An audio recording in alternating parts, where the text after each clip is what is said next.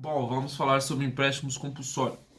Empréstimos compulsórios, ele vem prescrito na Constituição Federal no artigo 148 e no artigo 15º do CTN. Porém, o artigo 15º do CTN não foi totalmente recepcionado pela nossa Constituição de 88. Ele foi parcialmente recepcionado, excluindo o inciso 3º. Então, só foi recepcionado pela nossa Constituição o inciso 1º e inciso 2º do artigo 15º do CTN. Então, o empréstimo compulsório ele é um tributo de natureza jurídica autônoma. O que isso quer dizer? Que ele possui a natureza jurídica própria, de si próprio. Ele não se confunde com a natureza jurídica, porque a teoria que é adotada é a pentapartição. Então, cada tributo da pentapartição tem a sua natureza jurídica autônoma. E ele, por sua vez, por ser um tributo autônomo, possui sua natureza jurídica bem sui generis, bem distinta, que não se vê em não se vê em nenhum dos outros 4 tributos. Então, a nomenclatura dele pode vir a parecer um pouco que as palavras colidem entre si, porém, se nós tentarmos entender o que o legislador quis dizer com empréstimo e compulsório, nós vamos vir a chegar à conclusão que o empréstimo, nesse sentido, é de ser restituível. Seria um tributo, uma exação compulsória, por óbvio, porém, a intenção do legislador ao criar esse tributo é que depois, posteriormente, após o cumprimento do seu dever com aquele tributo para que ele foi criado, seria restituído aos particulares que contribuíram com aquele tributo. E o compulsório é por ter natureza forçada, é obrigatório. Por ser um tributo já seria obrigatório. Então, apesar de ser um imposto, né, contudo, não há manifestação de vontade da parte do particular. Independe da manifestação, se é a favor ou contra, é irrelevante para o fisco, vai ser cobrado. Então, qual é o fato gerador? O fato gerador são manifestações de riqueza. Perceba, a Constituição não deu o fato gerador, ele não deu nortes para esse tributo. Simplesmente a reserva de lei complementar.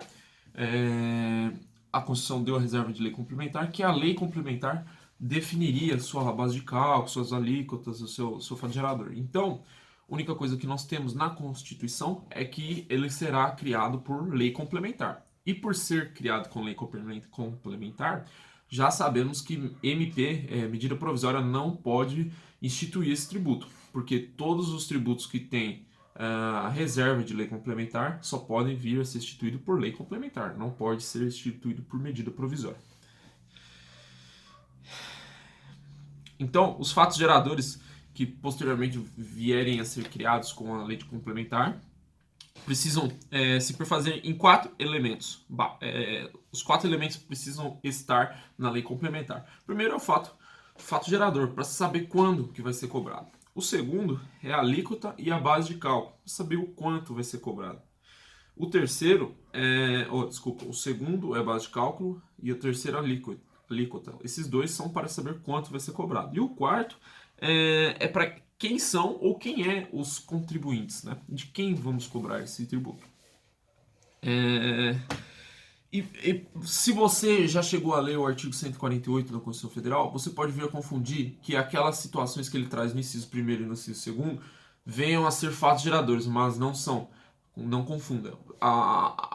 O que vem se trazendo no inciso 1º e no inciso 2º são situações ensejadoras. São situações que precisam estar presentes no mundo real para que se permita a criação desse tributo. Então, seria como se fosse assim: não são fatos geradores, são situações que precisam estar ocorrendo no mundo fático, no mundo real, para que assim você olhe e fale, está ocorrendo essas 3 situações que estão previstas na Constituição? Sim, então sim, é possível a instituição de lei complementar para aí sim criação do tributo e na lei complementar se trazer o fato gerador que vai ser instituído junto com aqueles outros 3 elementos que eu citei agora há pouco. Então não são fatos geradores, são condições sine qua non, condições sem a qual não é possível a instituição do tributo. Deixa eu ver se eu expliquei da forma que está escrito aqui. Sim, são situações, então, ensejadoras. Elas devem estar... elas precisam estar presentes no mundo real, para que o poder público tenha poder para criar o empréstimo compulsório. Bom, ele é um tributo exclusivo, de competência exclusiva, ou seja, só a União pode instituir esse tributo. Só a União cabe instituir esse tributo por meio de lei complementar.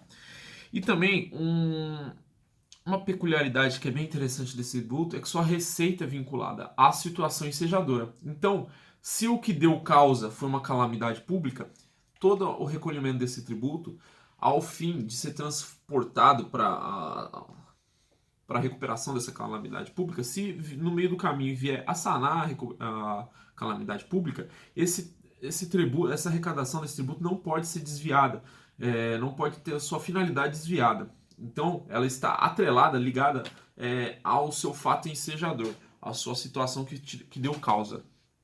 Isso é uma previsão constitucional. É vedado o desvio da finalidade do tributo. Ele é vinculado ao destino vinculado ao que deu causa ao tributo. Bom, então eu vou ler o artigo 148 para vocês verem que ele foi separado em dois incisos, porque o legislador queria atribuir efeitos divergentes para um e para outro. Por exemplo, ele atribuiu três situações ensejadoras, três fatos que poderiam ocorrer no mundo real e dividiu em dois incisos. Por que ele fez isso? Porque nesse primeiro inciso ele colocou urgentíssimos dois fatos ensejadores, vamos por assim. Colocou dois, que é a guerra iminente ou guerra acontecendo e situações de calamidade pública. Ele colocou nesse primeiro inciso, que seria urgentíssimo. E no segundo, ele colocou apenas os investimentos. Por que ele dividiu dessa forma? Porque ele gostaria que no primeiro, para esses dois fatos ensejadores, tivesse um tipo de tratamento jurídico e no outro um tipo de tratamento independente, por ele só. Então, eu vou tentar explicar o que ele tentou dizer aqui. No 148, a União, mediante lei complementar, poderá instituir empréstimo compulsório, aí no inciso 1º, para atender às despesas extraordinárias decorrentes de calamidade pública, de guerra externa ou sua iminência. Então ele colocou esses dois primeiros urgentíssimos porque ele quis distinção do segundo. Qual é essa distinção? Que nesse primeiro não vai ser respeitado o princípio da anterioridade ou a anterioridade nonagesimal. Nesse primeiro pode ser instituído tributo a qualquer tempo e vai ter que vir a pagar. Não é necessário respeito ao princípio da anterioridade. Agora, já no segundo, ele entendeu que é urgente, porém não é urgentíssimo. É possível o respeito do princípio da anterioridade. Tanto é que ele faz referência no próprio inciso, eu vou ler para vocês. No caso de investimento público de caráter urgente e relevante interesse nacional, observado o disposto no artigo 150, inciso 3º, linha B.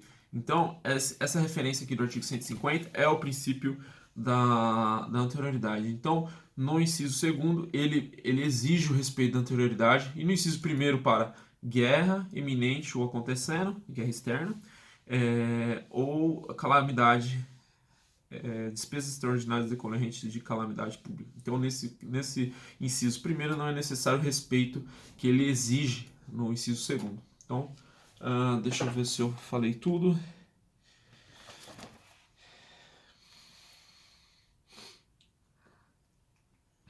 Bom, a princípio eu acredito que seja isso.